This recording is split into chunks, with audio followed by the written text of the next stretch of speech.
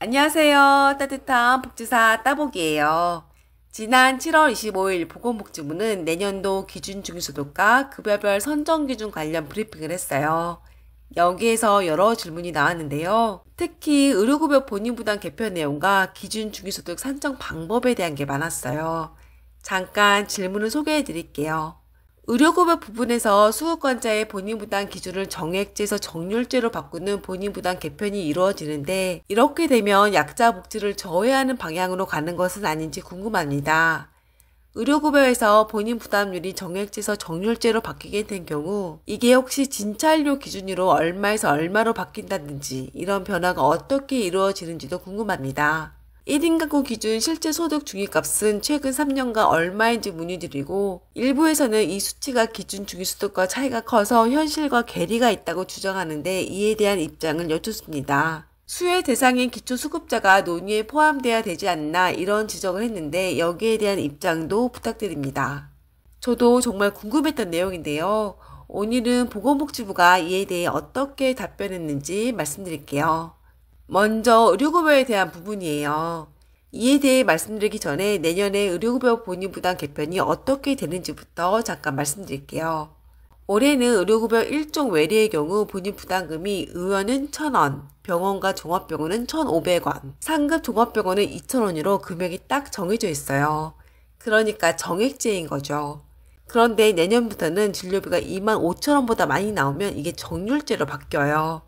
그래서 의원은 1인당 진료비의 4%, 병원과 종합병원은 6%, 상급 종합병원은 8%를 내야 해요.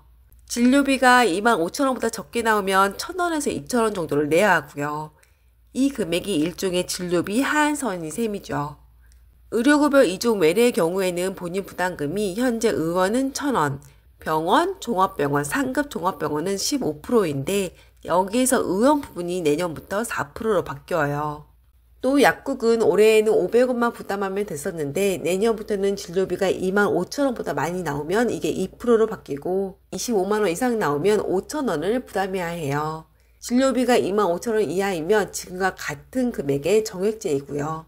종합해 보면 진료비가 25,000원보다 많으면 1,000원에서 2,000원이던 외래 진료비가 상급 종합병원의 경우 8%까지 오르고 약값도 500원에서 최대 5,000원으로 오르는 건데요. 이렇게 되면 의료비가 부담돼서 걱정인 분들 많으실 거예요. 그런데 보건복지부에서는 의료 서비스를 평균적 이하로 이용하신 분들은 본인 부담이 없거나 본인 부담률이 인하될 거라고 했어요. 본인 부담금으로 사용하는 건강생활 유지비가 월 6,000원에서 12,000원으로 2배 인상되고 본인 부담 상한제가 있어서 아무리 본인 부담이 늘어난다고 하더라도 5만원을 넘지는 않기 때문에 현재 의료이용 패턴이 유지된다고 가정했을 때 의료급여 수급자의 91%는 본인 부담이 인상되지 않을 거라고 했어요. 실제로 본인 부담금이 인상되는 분들은 7만 3천여 명, 최대 인상되는 본인 부담금은 6,800원 정도라고 했죠. 복지부는 본인 부담금을 이렇게 정률제로 바꾸는 이유를 의료급여 수급자의 도덕적 해이 때문이라고 했어요. 1인당 진료비와 외래 일수를 보면 의료급여 환자가 건강보험 환자보다 많은데요. 복지부는 이게 의료급여 환자의 의료비 부담이 낮아서 비용의식이 점차 약화되기 때문에 그런 거라고 했어요. 그래서 이렇게 정률제로 개편한 것인데요. 복지부는 이번 정률제 도입으로 수급자의 비용의식을 제고하고 합리적 의료 이용을 유도한다고 했죠. 일부 약국에서도 비슷한 의견을 냈어요. 여기 기사를 보면 의료급여의 본인 부담금이 적다 보니 종종 의료 쇼핑을 통해 처방받은 의약품을 중고 거래하는 사례가 발생해 문제가 되고 있다면서 정액제에서 정률제로 전환되면 진료비 부담이 커져 의료 쇼핑이 줄어들 수 있다. 진료 감소는 의약품 처방 감소로 이어져 결국 의약품 중고 거래의 위험도 줄일 수 있을 것이라고 했어요. 실제 이런 일이 많이 일어나는지는 잘 모르겠지만 하나 확실한 것은 가난할수록 질병에 취약하고 의료급여 수급자 중에는 의료 이용이 많을 수밖에 없는 노인과 장애인 비율이 높다는 거예요. 최근 발표된 자료에 따르면 코로나 때 의료급여 대상자분들이 건강보험 가입자에 비해 사망률이 5배가량 높았다고 했어요. 지난해 발표된 연구에서는 의료급여 수급자는 건강보험 가입자보다 1.8배 더 많은 만성질환을 가지고 있다고 했고 소득이 낮으면 치매위험도 최대 27배가 높다고도 했죠.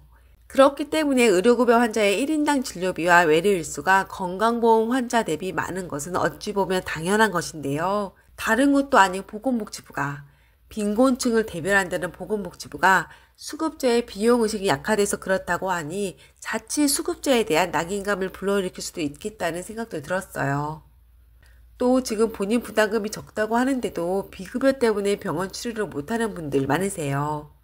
정부는 의료급여 본인 부담금이 인상되는 분들이 얼마 되지 않고 인상되더라도 그 액수가 크지 않을 거라지만 이건 평균을 말한 것이고 이게 아닌 분들은 의료비 부담 때문에 치료 자체를 포기하는 분들이 계실 수도 있어요. 수급자가 아닌 분들 입장에서는 얼마 안 되는 돈이라도 수급자 입장에서는 크게 느껴요. 특히 요즘처럼 고물가 때문에 힘든 시기에는 더 그래요. 그런 진료받기가 쉽지 않아서 가벼운 병도 큰 병이 되고 빈곤층의 건강 문제는 더 심각해질 수 있죠. 이 때문에 여러 단체에서 의료급여 환자 본인 부담금 개편에 대해 우려하고 있고 심지어 의료급여 개편안을 철회하라는 목소리도 있어요. 다음 기준주기소득에 대한 부분이에요. 기초수급자는 소득 인정액이 기준주기소득의 몇 프로이냐로 결정돼요. 그래서 기준주기소득이 많이 산정되면 수급자 수도 많아지고 받을 수 있는 생계급여도 많아지죠. 보건복지부는 내년도 기준주기소득을 역대 최대 수준으로 인상했다면서 올해보다 1인 가구 5만원, 2인 가구 8만원, 3인 가구 10만원 정도로 올렸어요. 그래서 생계급여 수급자라면 1인 가구 최대 76만원, 2인 가구 125만원, 3인 가구 160만원, 4인 가구 195만원 받게 된다면서 저소득층의 생활이 한층 나아질 수 있기를 바란다고 했어요. 그런데 이와 관련해서 여러 이야기가 많아요. 누구는 경기 둔화와 재정 악화의 우려가 큰 상황에서 3년 연속 기준주기소득을 최대폭으로 인상한 게 바람직한 거냐고 하고 누구는 빈곤 해결엔 역부족이라며 부자들의 세금을 깎아주며 발생한 책임을 빈곤층에게 떠넘기는 결정이라고 했어요. 내년 기준주기소득은 올해 기준주기소득의 기본 증가율과 추가 중과율을 곱한 값이에요. 여기에서 기본 증가율은 6.26%인데 정부는 2.77%만 반영했어요. 경제 상황과 세수 여건 등을 고려해서 최근 물가 상승률 정도로 반영했는데 이 때문에 기준주기소득이 현실을 반영하지 못한다는 이야기가 나온 거예요. 문제는 이게 매년 계속돼서 기준주기소득과 실제 중위소득과의 격차가 매년 커지고 있다는 거예요. 그러다 보니 기준주기소득이 역대급으로 올랐다고 해도 현실이 반영되지 않고 있죠. 그래서 저소득층의 생활이 계속 어려워지는 거예요. 이에 대해 보건복지부는 최근 3년간의 중위소득은 1인 가구 기준으로 2020년에 215만원, 2021년에는 229만원, 2022년에는 252만원 수준으로 보건복지부가 말한 기준주기소득과 차이가 있지만 그 격차를 줄이기 위한 노력을 계속하고 있고 앞으로도 계속 노력하겠다고 했어요. 기준중위소득 노릇이 기초수급자 참여에 대한 질문에는 이해 당사자가 회의에 들어오면 회의 진행에 제약이 따르고 무엇보다 복지부가 기본적으로 기초생계 수급자뿐 아니라 어려운 분들을 대변하기 때문에 수급자가 회의에 참여하는 것은 안 된다고 했어요. 그렇다면 회의록이나 회의 공개라도 해주면 좋겠는데 그것도 적극적으로 검토하고 있지 않다고 했죠. 최근 물가가 너무 많이 올라서 힘든 분들 많으세요. 특히 저소득층 경우에는 과반수 이상이 적자이고 실질소득 증가율도 최저치이죠. 그러다 보니 개인회생과 기업 파산이 역대 최대이고 안 그래도 높은 자살률은 지난해 대비 10%가량 늘었어요. 이에는 경제적 어려움이 가장 크죠. 이럴 때 최후의 보루인 기초생활보장제도의 역할이 크다고 생각해요.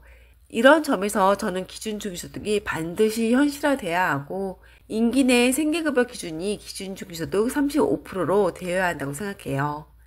오늘은 지난 7월 25일 보건복지부에서 발표한 2025년 기준주기소득 및 급여별 선정기준 관련 브리핑 내용에 대해서 말씀드렸어요.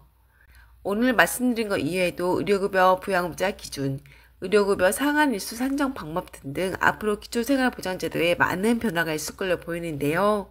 이에 대한 발표가 나면 또 말씀드릴게요. 그럼 오늘은 여기까지 하고 다음 시간에 또 뵐게요. 나무라도 행복하게 보내세요.